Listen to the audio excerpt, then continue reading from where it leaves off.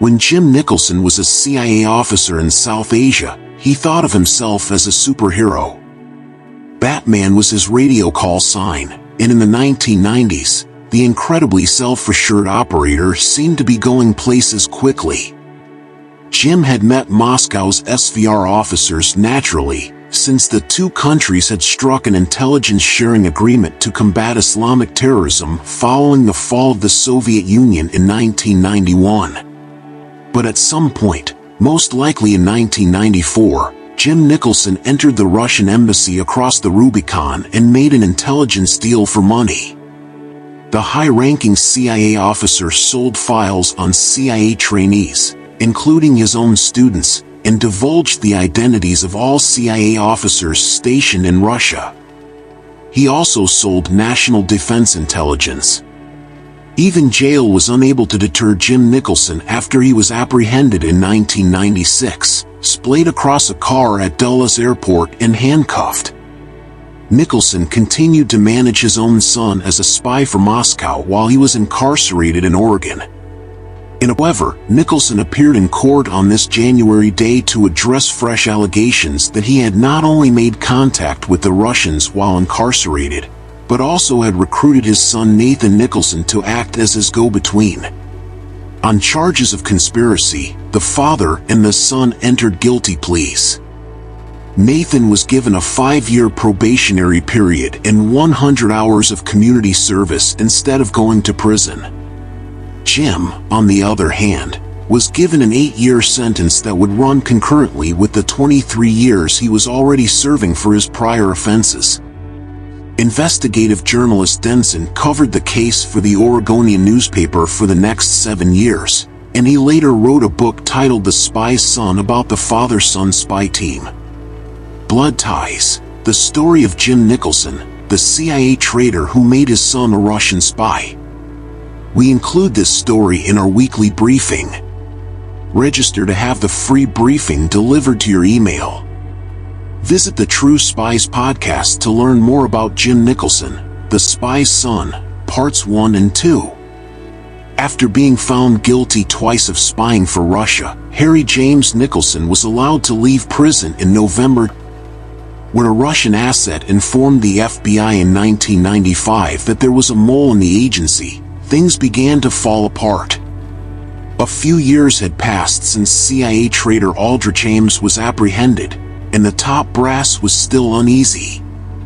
After Jim Nicholson failed a routine polygraph, the Russian asset, who lacked a name, FBI suspicions were validated by Nicholson's meeting in Singapore with Russian officials.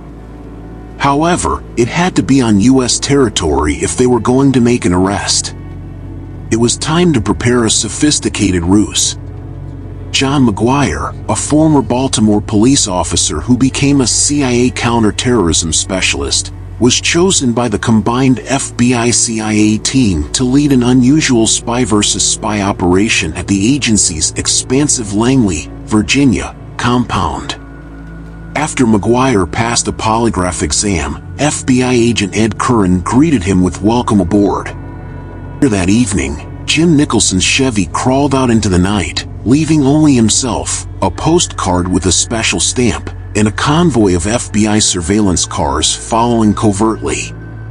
Now that Nicholson's house, laptop, and doc in the Bureau's possession. At CIA headquarters, a pinhole camera was already installed above Nicholson's desk. The FBI surreptitiously observed Jim's every action during it. Gadget lover Jim had asked to borrow a high-definition camera from the CIA tech team, which was concealed in a briefcase. Jim had been taking pictures of CIA documents with the same camera while the FBI observed him through a pinhole camera hidden in Jim's office. The U.S. attorney was happy. Filled in his camera bag, Jim Nicholson carried $50,000 worth of classified CIA documents when he arrived at Dulles International Airport on November 16, 1996.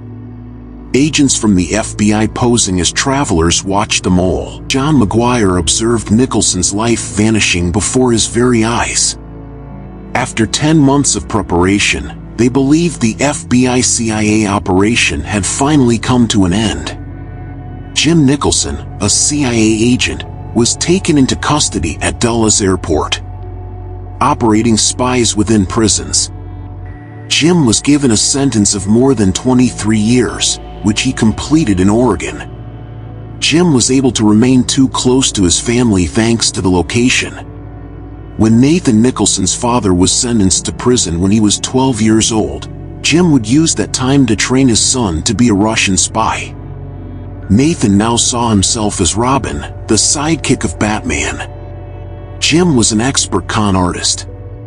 Ethan Knight, an assistant U.S. attorney in Portland, Oregon, told True Spies that at the end of the day, the story is really about. While Jim was still incarcerated in October 2006, Nathan went into the Russian consulate in San Francisco and presented a letter to the head of security. It presented him as the offspring of Jim Nicholson, a CIA officer of the highest caliber to have ever sold secrets to the Russian government. Nathan was told to return in 2 weeks by the Russians. They were curious to hear his story. Jim Nicholson showed no signs of worry. The game of spies is long and intricate. Nathan left the Russian consulate in San Francisco on his second visit with $5,000 in cash, a gesture of goodwill from Moscow, as well as a commitment to continued cooperation. Though he was aware that the prison phone was being watched, Nathan was eager to tell his father the good news. Speaking in code, Nathan informed Jim that he was organizing a business trip to Mexico City after closing a significant insurance deal in San Francisco, providing Moscow with secrets. Even though Jim Nicholson had been serving a 10-year prison sentence and was likely to be a valuable source of information, his 1996 arrest revealed information about the FBI's methods for tracking down traitors, including their names and the identities of potential CIA informants. After delivering his father's information to the Russian embassy in Mexico City, Nathan won $10,000 and went home, but he was growing accustomed to his new routine and starting to communicate with his father less carefully. He stammered out a line in a letter or phone conversation, and something else was going on started to take the place of that. Experts informed the FBI and cell phone were bugged by the FBI. They tracked his car. Nathan had gone through airport security on a trip abroad, and his bags were marked for a random customs inspection. His journal, a veritable goldmine of names, dates, and travelogues, was discovered by the FBI. Not a single one was coded. The FBI was present. The 24-year-old's gig was over, but he still took $12,000 with him. 10 days before Christmas, the FBI knocked on Nathan's door back home.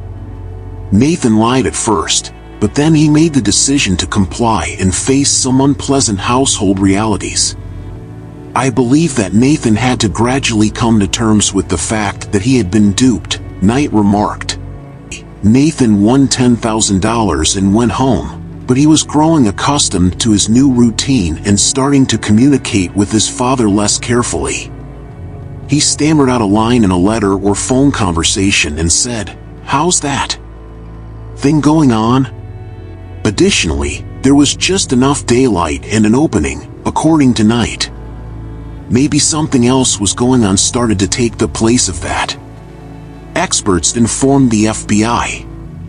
Warrants for both men's physical and electronic surveillance were issued by the Justice Department. Nathan's computer and cell phone were bugged by the FBI. They tracked his car. Nathan had gone through airport security on a trip abroad, and his bags were marked for a random customs inspection. His journal, a veritable goldmine of names, dates, and travelogues, was discovered by the FBI. Not a single one was coded. Uncomfortable realities. Nathan Nicholson was ultimately placed on 5 years of probation with the requirement that he testify against his father. 8 additional years were imposed on Jim Nicholson in a maximum security prison in Colorado, the same facility that has served El Chapo, Robert Hansen, and the bomber of the Boston Marathon. Finally, Nicholson was freed in November 2023. What then occurs to a captured spy upon his eventual release? Before Jim could take his entire earnings, the FBI arrested Nicholson, who had made approximately $300,000 from selling U.S. secrets. It's possible that he is still hoping to get his pension. John McGuire stated, "I expect him to be gone in a flash. He will leave the country if he wants to flee."